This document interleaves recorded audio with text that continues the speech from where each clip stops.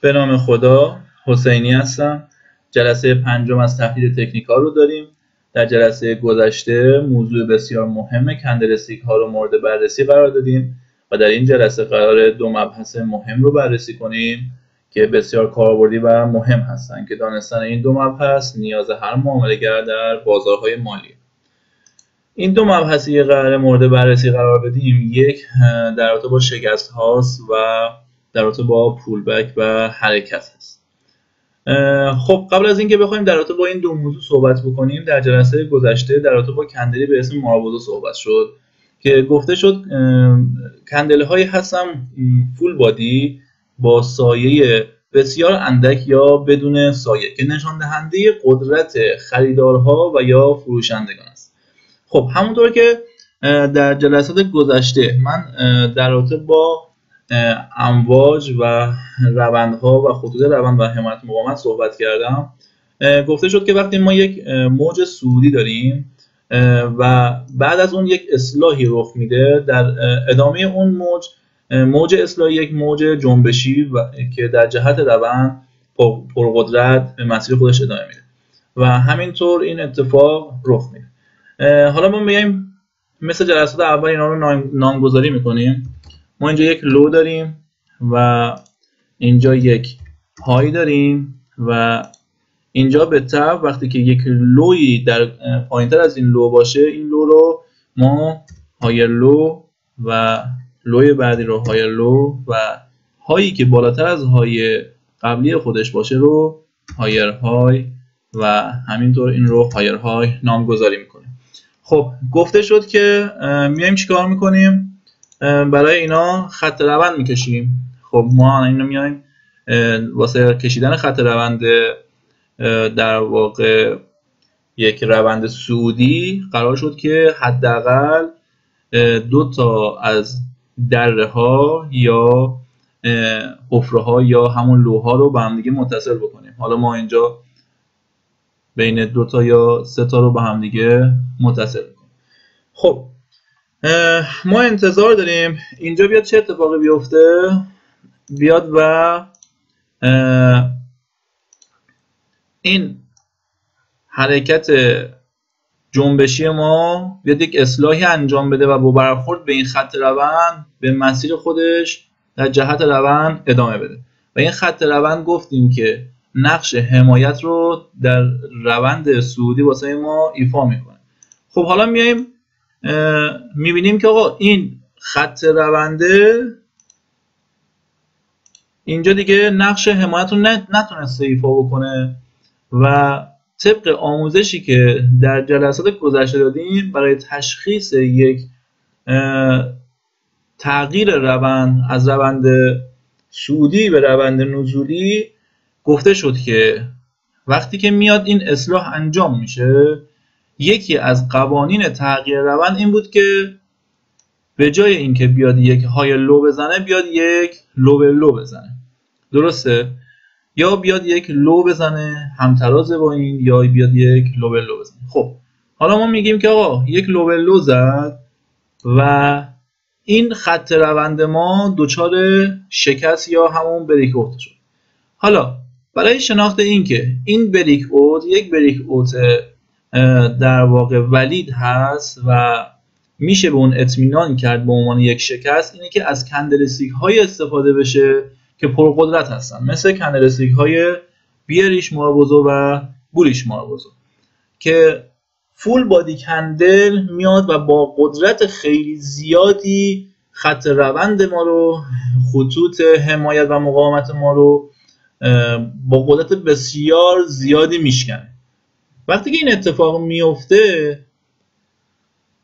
این قیمت میاد و در جلسه گذشته هم باز دوباره گفتیم که خطی که نقش حمایت رو مقاومت رو بازی میکنه، الان این خط روند ما داره نقش حمایت رو بازی میکنه.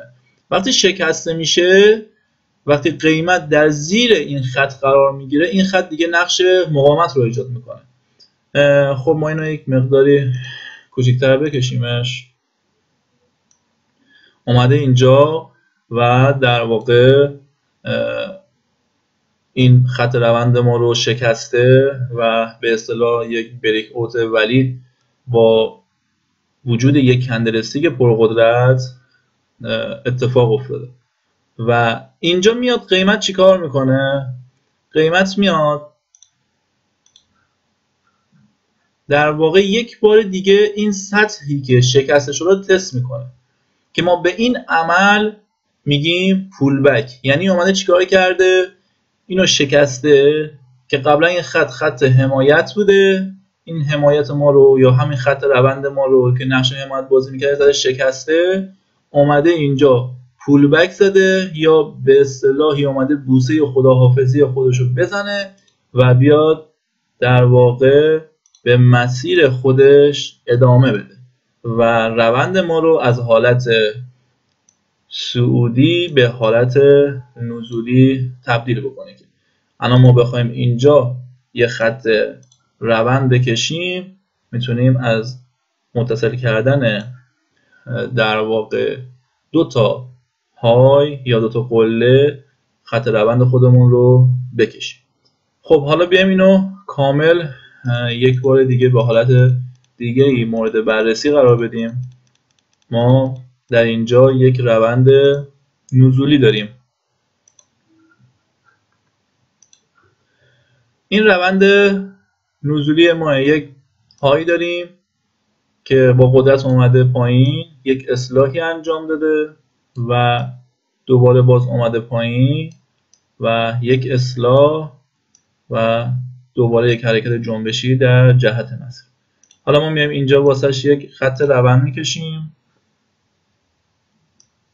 با وصل کردن دوتا حداقل دوتا از قله ها های ها میایم خط روند میکشیم. حالا اگه ما بخوایم اینا رو نامگذاری کنیم به این صورت میشه: این یک های هست، این یک لو، یک لوور های، یک لوور لو، لوور های و لوور لو. حالا میایم اینجا قیمت انتظار داریم که بیاد برخورد بکنه و در جهت روند با قدرت زیاد به مسیر خودش ادامه بده. حالا ما میگیم که آقا اینجا میخواد تغییر روند اتفاق بیفته، یعنی به جای اینکه بیایم یک لوور هایی داشته باشیم یک هایر هایی داشته باشیم و این خط روند ما که اینجا نقش مقاومت رو ایجاد میکرده شکسته شده. با چه کندلی شکسته شده؟ با یک کندل در واقع فول بادی که یا سایه نداره یا اگر سایه داره سایه خیلی کوچیکی داره. که دوستان ما حالا جلوتر یک قانون دیگه ای رو بهتون میگیم که وقتی که یک در واقع مقاومت یا حمایت میخواد شکسته بشه توسط یک کندل، باید حداقل 50% این کندل این بالای این خط تشکیل بشه. حالا بعضی از دوستان میگن 50%، عده از دوستان میگن که 80%، ولی حداقل 50%ش باید بالای این در واقع خط روند ما، خط حمایت و مقاومت ما، حالا لول های فیبوناچی و غیره و ذالک، این باید 50% بالاتر از اون کلوز شده باشه. خب ما میگیم آقا دو تا قانون داشتیم، یکی این که فول بادی کندل باشه و سایه کمی داشته باشه، دوم این که 50%ش بالای این خط کلوز شده باشه. حالا ما میگیم آقا دو تا قانون اتفاق افتاده و در اینجا میاد در واقع میخواد یه بار دیگه این خطی که اینجا اتفاق افتاده شکسته رو بیاد تستش بکنه، پول بک میزنه یا همون بوسه خداحافظی و میاد در مسیر خودش ادامه میده و مسیر رو به صعودی تبدیل میکنه. این از این. خب حالا ما میگیم آقا ما اینجا یه خط مقاومت داریم، این خط مقاومتمون رو چطور در واقع تشخیص دادیم که این خط مقاومت هست؟ خب ما میگیم که توسط یک سری از معیارهایی که در جلسات گذشته بهتون گفتم به وسیله پیوت هایی که در گذشته اتفاق افتاده در تو با مکان هایی که بازگشت قیمت داشتیم و یک سری از حالا معیارهایی که گفته شد، این خطوط حمایت و مقاومت خودمون رو تعیین میکنیم. میگیم که قیمت میاد و برخورد میکنه به این خط مقاومتمون. همونطوری گفتم وقتی قیمت زیر این خطوط باشه، این خطوط نقش مقاومت، و وقتی قیمت بالا سر این خطوط باشه، این خطوط نقش حمایت رو واسه ما ایفا میکنه. ما اینو یکم پایین‌تر بکشیمش که بالا اذیتمون نکنه. خب وقتی قیمت میاد و برخورد میکنه به این خط، مسلماً با مقاومت روبرو میشه و فروشندگان باعث میشن که این در واقع قیمت تغییر جهت بود. حالا میاد اینجا قیمت چیکار میکنه؟ یک بار دیگه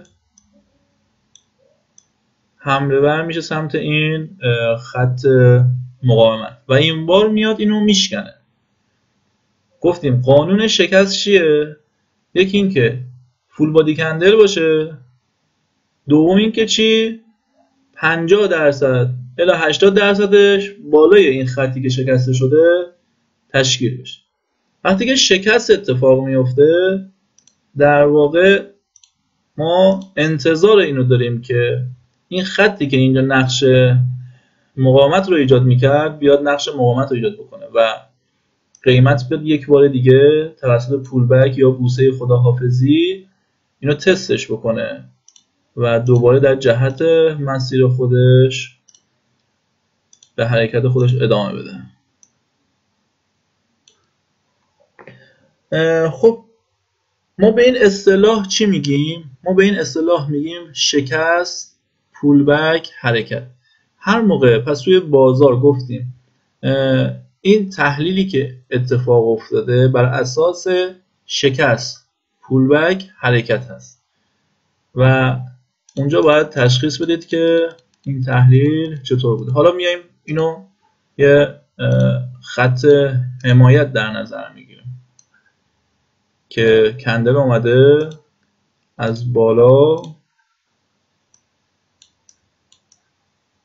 نوسان داشته، اینجا حمایت شده، قیمت رفته بالا و دوباره با قدرت زیادتری به سمت این خط حمایت ما حمله ور میشه و توسط اون دو قانونی که برای شکست گفته شد شکست رو انجام میده و در واقع منتظر این هستیم که بیاد و این خط حمایت ما که تبدیل به خط مقاومت شده رو یک بار دیگه توسط پولبک یا بوسه خداحافظی یا همون ریتست و هر چیزی که نامگذاری میکنن یک بار دیگه تستش بکنه و یک بار دیگه بیاد پولبک بزنه، بوسه خداحافظی، و تبدیل به حرکت میشه در جهت مسیر. پس ما اینها رو شناختیم که به چه صورتی اتفاق میفته. پس ما دو تا قانون داشتیم در ارتباط با شکست. یکی این که فول بادی کندل باشه و سایه کوچیکی یا اصلا بدون سایه باشه و اینکه اگر هم دوستان سایه داشت حداقل 50% الی 80% این کندل ها بالای اون خطی که شکسته شده تشکیل بشن. خب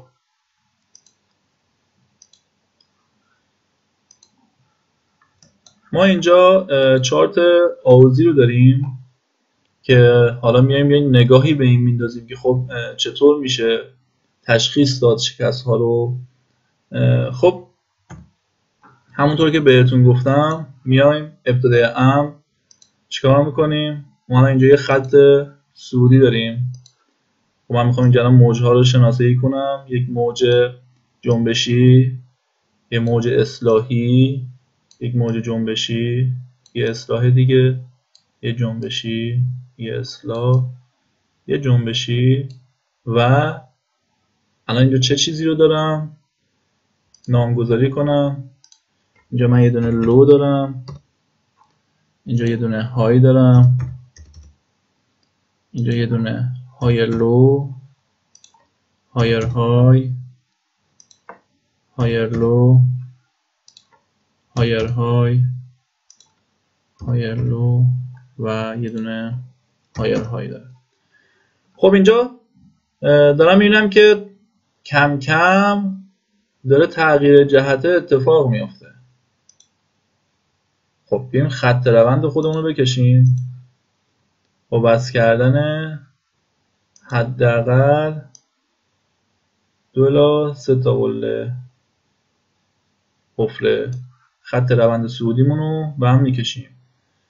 خب میام حالا چیکار میکنیم؟ میبینیم که آقا این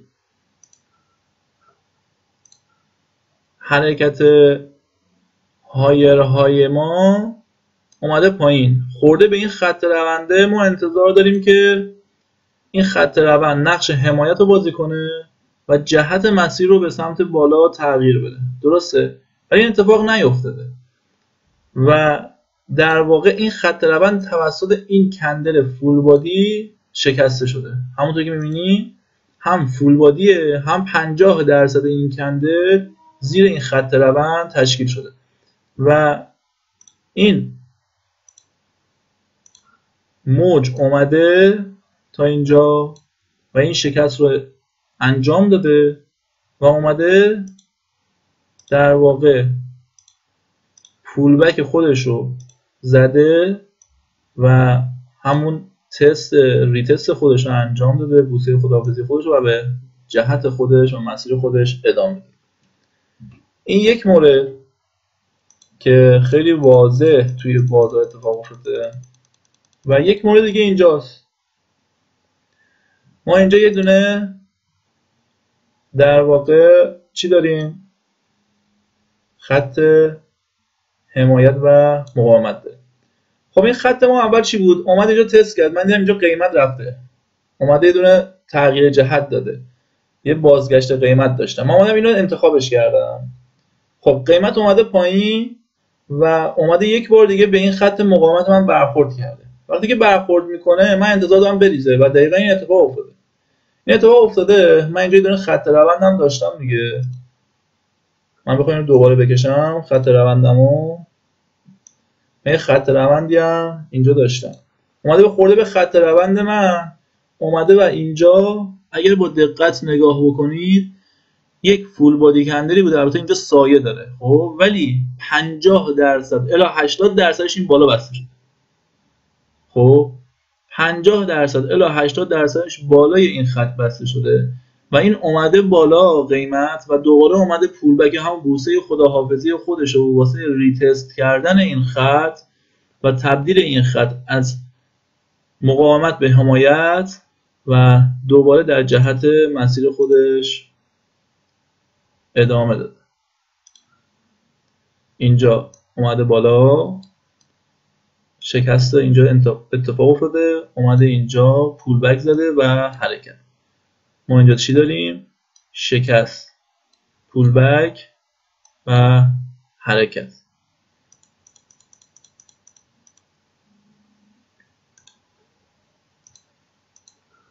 خب اینجا یه مثال دیگه داریم از خط روند نزولی.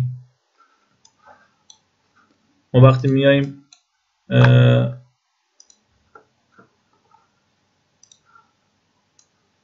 این خطوط رو به هم دیگه متصل که میکنیم میبینیم که یک خط روند ما نزولی داریم. درسته؟ این خط روند نزولی ما توسط یک فول بادی کندل شکسته شده. از من بخوام اینو دقیق تر باز بکشم،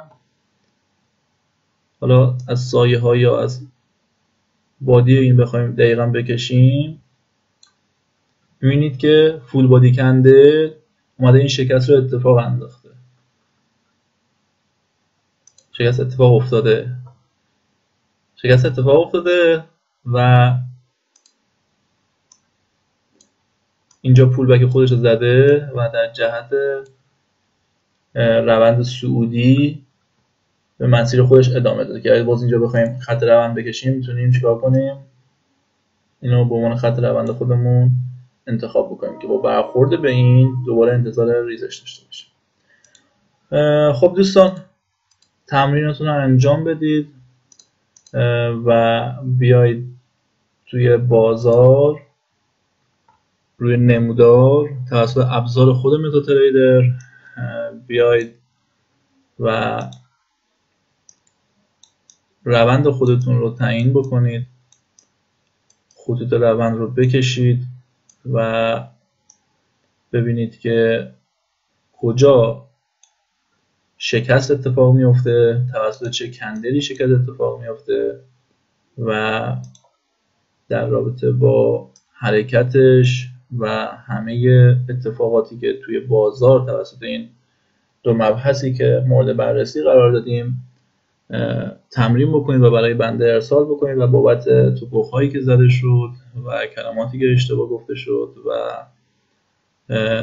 مواردی که اتفاق افتاد بنده رو عذر بنده رو بپذیرید و همیشه موفق و پیروز و سربلند باشید.